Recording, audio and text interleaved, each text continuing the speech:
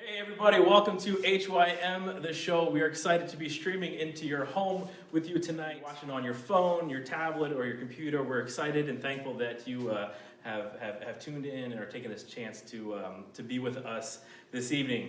I know with the coronavirus and everything that's going on in the world, there's a lot of uncertainty right now. Not sure when we're going back to school or all this stuff that's going on. We want you to know that we are praying for you.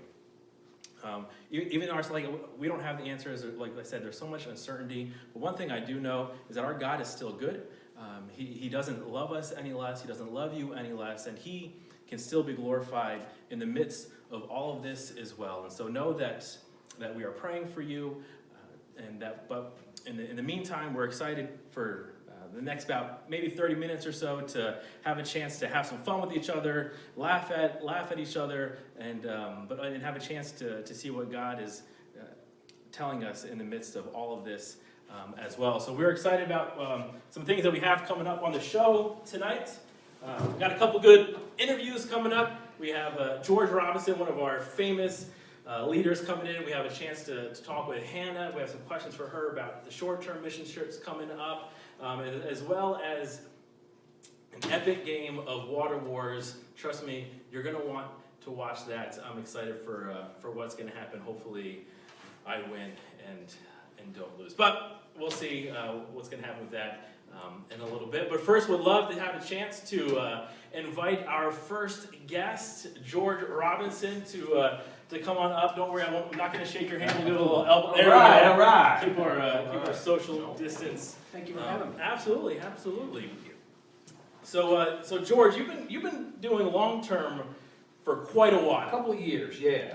I think a little more than a couple. Yeah, But so how long have you been doing this long term mission trip? So the first long-term mission trip I did was in 2001. I didn't lead that trip. Ed and Mary Ann Bishop. That was the year I graduated high school. Okay. Yeah, Ed and Mary Ann Bishop ran the trip that year, did a great job. And we went to Aden, North Carolina to clean up from, it might have been Hurricane Floyd. I might have that hurricane name wrong, but a hurricane. A hurricane, Yes. Yep. And at the end of the trip, they came to me and said, we would like you to run the trip next year. I'm like, okay, I'll give it a try. Yep. So here we are, 2020, this will be the 19th trip that I've run. And I'm going to also have to say, Debbie, my wife Debbie's a big part of this trip. I mean, she does all sorts of details that I miss. So I wish she could be here today and be part of this. But yeah, she's awesome. She makes it very homey for everybody. That's awesome. She does. That's awesome. Yeah. We can't thank you guys enough for almost 20 So it's years. 20 years, 19 years of running it, and this is my That's 20th trip. awesome. So what's the farthest long-term trip that you guys? Well, this was 2 years ago. We went to Houston, Texas, Awesome. after Hurricane Harvey. That was the first. Obviously, we had to fly down there. Yep. And that was the furthest away trip. Awesome. And the closest trip? Closest trip was Highlands, New Jersey, which is just across the river from New York City, and that was after Hurricane Sandy. Okay, yeah. So that's awesome. Awesome. Love to hear the, sometimes it doesn't matter. It's where that disasters happen, whether you guys are willing to go. It doesn't matter if it's close or further away. Just being there, being a part of the work that God's doing in restoring those areas. So I'd love to hear what's one of your favorite memories from one of your long-term trips? Okay, well, this is a little bit of an interesting story. This was the first year we went down to Mississippi after Hurricane Katrina, and we'd gone down. We stayed at a government facility they called the EOC, the Emergency Operations Center. Okay. And it was in a town called The Kill. It's spelled K-I-L-N, but the locals called The Kill, Mississippi. And anyway, I'd gone down there ahead of time, and I checked it out, and everything seemed to be fine. So we went down. We flew down, and we got into our space, and got all acclimated in there. At that time, Sherry Kentner was cooking for us. Okay. And I think maybe it was the first day we were there. She said to me, the prisoners come in the morning early on for breakfast. I'm like, who comes in the morning? She says, they're like a road gang. They come in very, very nice, very orderly. They come in and get breakfast. I'm like, oh, I'm not so sure about this. Johnson Dodal was our youth director at the time, and I said, Johnson, I got to talk to you. So when I told him that, he says, George, we're leaving here, and we're going to stay in the local Holiday Inn tonight. I said, Johnson, there is no Holiday Inn. So we obviously, as leaders, got together and said, we're going to need to call every parent and tell them that these prisoners come in. Oh, and on top of it all, there was 2 prisoners that were staying on the campus. And basically, we talked to the director of the campus there, and the prisoners were no longer going to come in the mornings. However, the 2 that were living there, that was kind of the deal. They were living there and taking care of the campus. So we said, that's fine. They can be here, but have no contact with the youth. We call it every parent.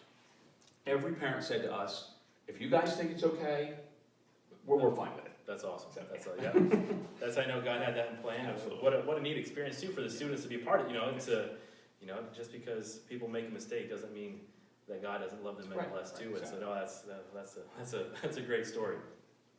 So this year coming up this summer in July, where are we going to be for long term this year? Okay, so we're going back, returning to the camp in Fort Barnwell, North Carolina. It is, originally the name of the camp was Woodman of the World, and it's been bought by an organization down there, and now it's called the Father's Refuge. Awesome. And it originally was owned by an insurance company. They put a lot of money into this camp when they developed it. It had been sitting idle for a couple of years before we went down there last summer. So we know there's going to be some more improvements this year when we go down. Should be air conditioning in all the cabins by then. Of course, we have an awesome kitchen facility down there, which is great. And Ed and Marianne are going to be cooking for us again. Yeah. And the fellow who runs the camp dinner, Scott Murphy, he's very, very anxious to have us to come back and to work some more with the local folks. Yeah, last year was my first long-term trip, and it was an awesome time, great experience, and a lot of bonding with the students as well as the homeowners that we got to serve along with too. So what's one thing that you're looking forward to this year with the long-term trip? A couple things. Number one, we're going to have a new group of students coming in. They'll be eligible for the first time, which will be the rising ninth graders. Yep. Anxious to work with them.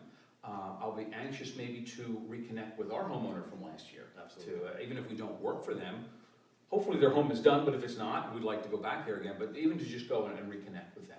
I think that's just great when you can go back a year later and see where they progressed and to see them again. That's probably the thing I'm looking forward to the most. Awesome.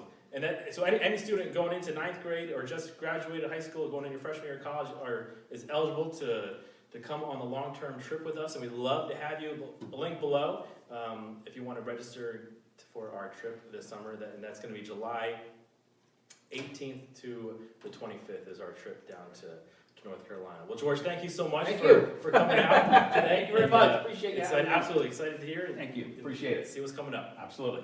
Thank you. There's a popular recipe that's been around for a while. It's a pretty simple recipe. You don't have to be Master Chef, or you don't have to be able to qualify for Master Chef Junior. Although, have you seen that show? Those kids are ridiculous. So really anyone can do it. Just a few simple steps. But the more I think about it, you probably don't want to make this recipe because it's a recipe for how to be miserable. And here's how it's made. If you want to be miserable, think only about yourself. Only about what you want and what you like.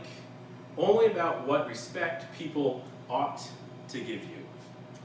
You might know some people who, when you think about that, come to your mind. But if we're honest, we can all be like that from time to time, right? We think we can be a little bit selfish, focusing on ourselves and trying to get all the attention, can't we? There's this fascinating study done recently where researchers in Europe interviewed over 1,000 16-year-olds, so students right around your age. And they asked them what they wanted to be when they grow up. And the fascinating thing was over half of those 16-year-olds said they wanted to be a celebrity when they grow up. Did they want to be famous actors? Not specifically. Did they want to be famous authors? Not necessarily. Did they want to be famous activists? Not really. Did they want to be famous musicians? Not exactly. They didn't want to develop any of the skills or talent that would lead them to fame. It turns out they just wanted to be famous for being famous. It's like when they think about all the attention in the world, they say, mine. I want all of it.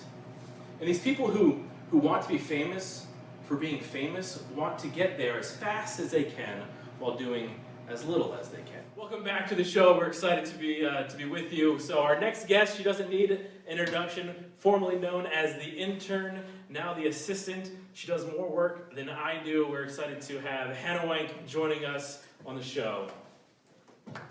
Woo! Nice. Thanks for having me. Oh, absolutely, absolutely. So we'll spend a little time talking about short term. We have that coming up here in June. So, first off, who can go on short term?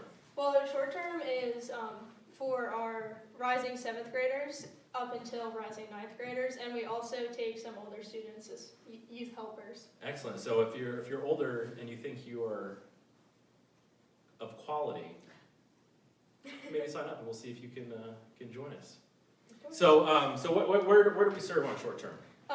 For the short term mission trip, we serve at a lot of different places in the Downingtown, Coatesville, Westchester area, including Good Works, the CYWA in Coatesville, the Well, Chester County Food Bank. We even serve here at Hopewell.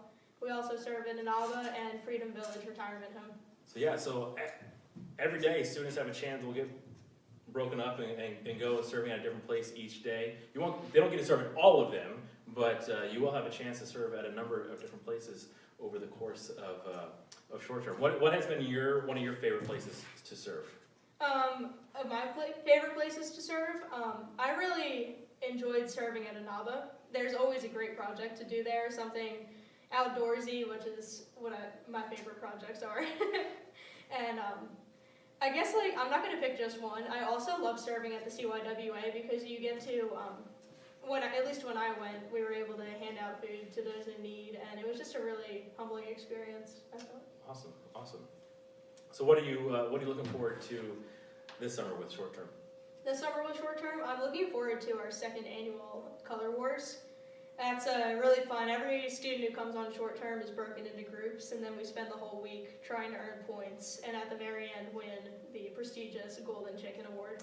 Yes, that was fun. Yeah, looking forward to that as well. Well, thank you for coming and sharing about short term. If you haven't signed up yet, make sure you click on the link below and make sure you're a part of our short term trip this summer.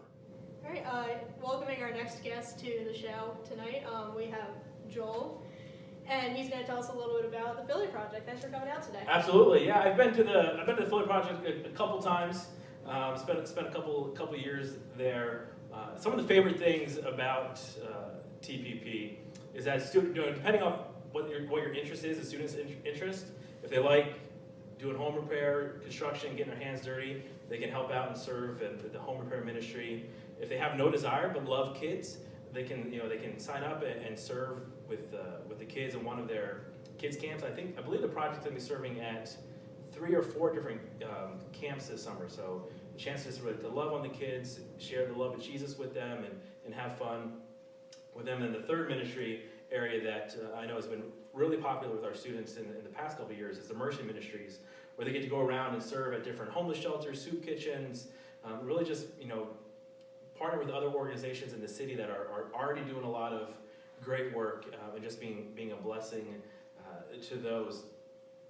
So that's what students are doing during the day, and then what the project does in the evening with the worship, messages and games is just an opportunity, almost kind of like a camp feel, where you get to have fun, learning about God through the Word. The speakers always do a great job, and then the small group time in the evening as well. So there's a lot of great things with the project, and our students love going there. I believe this is going to be Hopewell's 6th year going to the project. So what ages? Ages. So anybody entering 8th grade through freshman year of college can come with us to Philadelphia this summer. All right. That's great. Thanks for coming and sharing. Absolutely, my pleasure. So that mindset of being famous for just being famous is what led to the story that I found about this guy who was driving 112 miles per hour down the road in Georgia. The officer that pulled him over for speeding, asked him, "How come you're in such a hurry? Or where do you have to get to so fast?" And his answer was nowhere. Right? He was just recording this video for a Snapchat video. Right? There was no other purpose than, right, just to do it for the sake of doing it and hopefully getting more followers. What's behind this desire for fame? Psychologists tell us that people's desire to be famous is for the desire to be seen, heard, and respected. Right? And it turns out that people who don't feel seen, heard, or respected at home, right, are more likely to be the ones who want to be famous just to be famous, because they think that, man, if they're famous, that people might see them, or if they're famous, that people might hear what they have to say, right? Or if they're famous, that people might respect them. But this isn't a new thing, right? This isn't a new desire to be seen or to be heard or to be respected. It's this desire has been around for a really long time. Long before social media or selfies even became a thing, or the selfie stick, right? The first selfie that was taken in 1839 by a guy named Robert Cornelius. But the trend seems to be growing a lot. The word selfie was added to the Oxford Dictionary in 2013. And some have labeled this generation as the selfie generation. And right now, Instagram has over 414 million photos tagged with the hashtag selfie.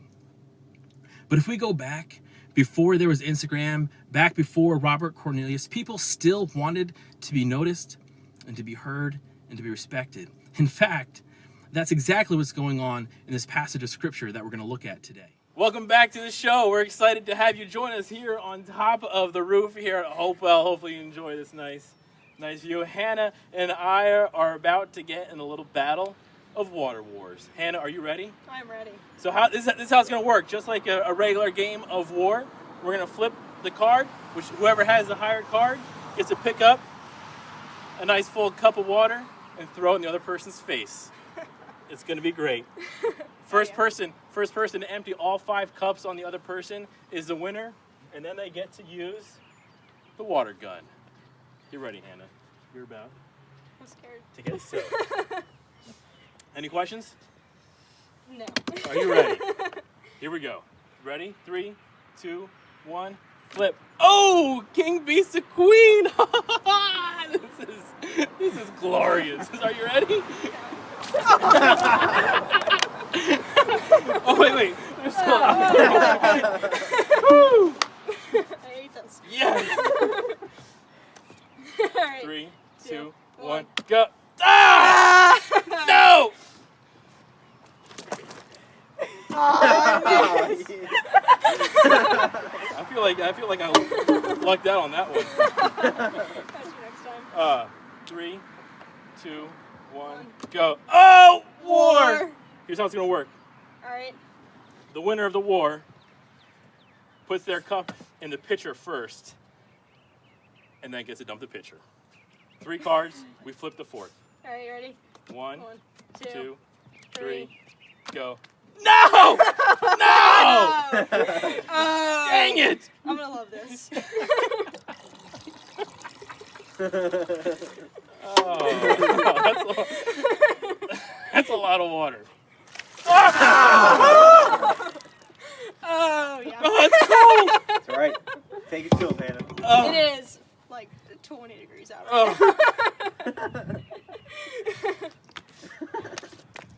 On to the next. Oh. What are you at? I'm at 3. 4 to 3. All right, 3, 2, 1. 1, go. No! I'm liking this one. I- That Oh, was come on. so bad. 3, 2, 2, 1, go. Come on! What is this? This is rigged. Oh. Alright, there you go. If I don't win another one, I'm not gonna be happy. 3, 2, 2, 1, 1. go. Oh, Ward! We don't have another pitcher! No! You can pour your cup in. Ready? Alright. 1, 2, 2, 3. 1. Dang it! I think Well- I won. Well, that's the last one, so. I think I just won. Yeah. Oh, yeah. Oh. Make it work. Any ideas, guys? I would make sure you hit him. I like it. Oh. Right. Drive home. That's right, Hannah. Ow! This.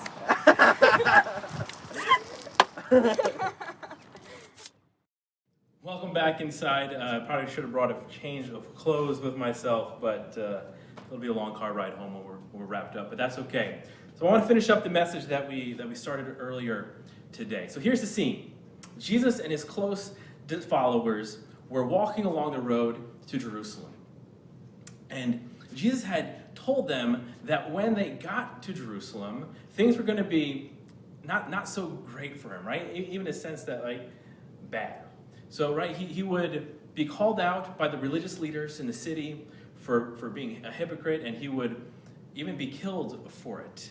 It was not going to be good, right? A pretty somber message about what was going to happen. But two of his disciples, brothers, James and John, didn't really, right? They might have been listening to Jesus, but they didn't really hear what he was saying. You know, if you have a sibling at home, or brother or sister, you might be able to relate to that. Maybe your mom or dad were talking to you and telling you something important, but you were distracted by your sibling, and you might have heard your parents talking, but you really weren't listening to the instructions that they were telling you. And that's kind of what maybe was going on here. But so for whatever reason, even after Jesus had told them about what was going to happen to him in Jerusalem, right? They just thought Jesus was going to Jerusalem to take over and to be the new guy in charge. So what they did next, right? They went and they had their mom try to help them out and to go and to ask Jesus for a favor. I don't know, maybe, have you ever done that before? Maybe there was kind of a tough question, or you weren't kind of sure what to do in a situation, and so instead of being willing to go and ask, you reached out to your mom or dad, say, hey, could you go and ask this question for me? And so that's what happened here. And so James and John, their mom, went to Jesus, and in Matthew 20:21, it says, in your kingdom, please let my two sons sit in a place of honor next to you, one at your right and the other on your left. So here, right, it's clear that they're only they're looking out for themselves. And after that question, Jesus knew that something was being lost in what he had said to his disciples, right? He wasn't being fully understood. So Jesus, right, called everybody together, right? Another team meeting, if you will, right? And he called everyone together and taught them something pretty profound about leadership and what it means to follow him.